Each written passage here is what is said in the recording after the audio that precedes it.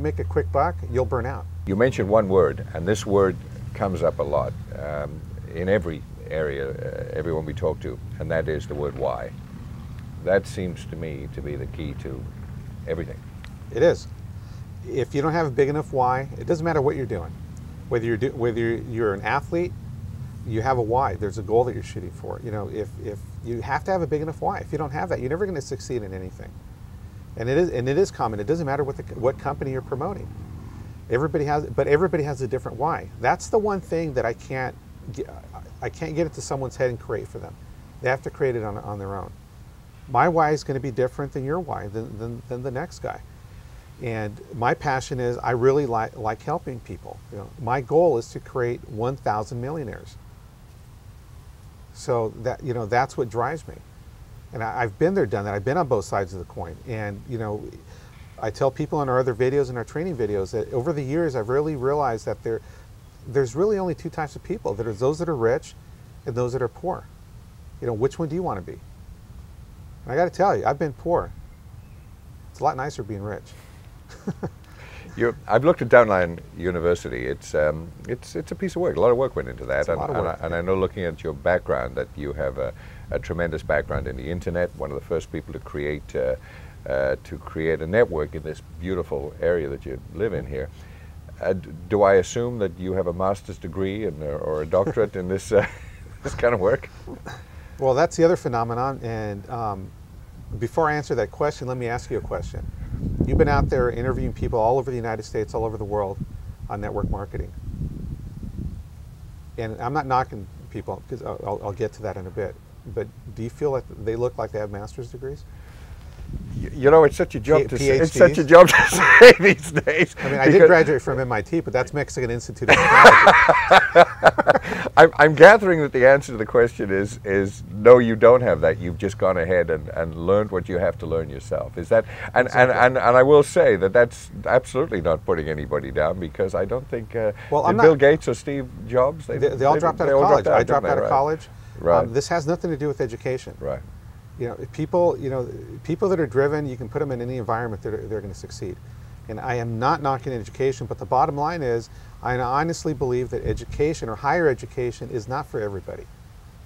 You have to follow your passion. And a lot of times people go to school because they feel they have to, or that, you know, their brothers and sisters did. But you look out in this industry, and, you know, the people that you see out there all the time that are making these huge amounts of money, most of them are college dropouts or high school dropouts. And that's what frustrates people that have higher education, because, you know, to a certain degree you feel jaded, because the system told you, go to school, you know, go to high school, then go to college, and, you know, then go on and work in corporate America. Well, what has corporate America done today? You know, what about the guy that put in 40 years over at General Motors and just got a pink slip and said, hey, sorry, buddy, you know, we don't have any money. And we don't have a retirement plan. And we don't have a retirement plan. What about all those people that lost money in their 401ks? Yeah. It has nothing to do with education. In my other businesses, I've had people that have worked for me, up to 4 people that have worked for me that all had master's degrees. And yet I dropped out of college. And I'm sitting there looking at them, and, you know, I love them to death, but it's like they reach a point in their lives, and unfortunately a lot of people, this happens around their 40s. They realize, you know, they either went through a divorce or death or something, and, you know, or they got laid off, and they realize, wow, I just spent 20, 30 years doing this, and it really didn't pay off. So what I told my kids was that whether you get a degree or not, you need to strive to be in that top 20%, whatever trade that you're in. I don't care if it's photography, I don't care if it's, you know, you want to be a personal trainer, just be the best. You want to be a surgeon, try to be in that top 20%.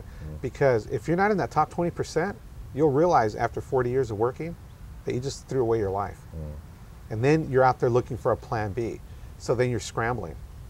You're scrambling to make up that money you lost, or, you know, or maybe you never put away any money into retirement.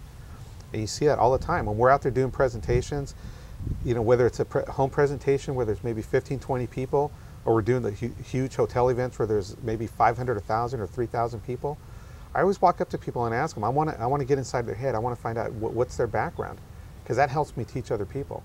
And it's amazing. Most of them are, you know, a lot of them are frustrated with their employment, and they come to they've come to the point where they've redefined their why. And a lot of times, most of them didn't even have a why. They don't even know why they're doing it. And they forget about it. And that happens a lot of times when we're kids. Think about it. When you're a kid, everybody's telling you, oh, you can be anything you want to be. You want to be an astronaut, Johnny? Johnny, you can be an astronaut. You want to be a fireman? What happens is you start getting older into high school. Stop that. You can't do this. Right. You can't do that. Right. And then what happens is they start funneling them into the system that, you know, it doesn't work for everybody. Think about it. Why is it that people come from other countries over here, and after 5 or 6 years, their kids are going off to Harvard, and they can barely speak English?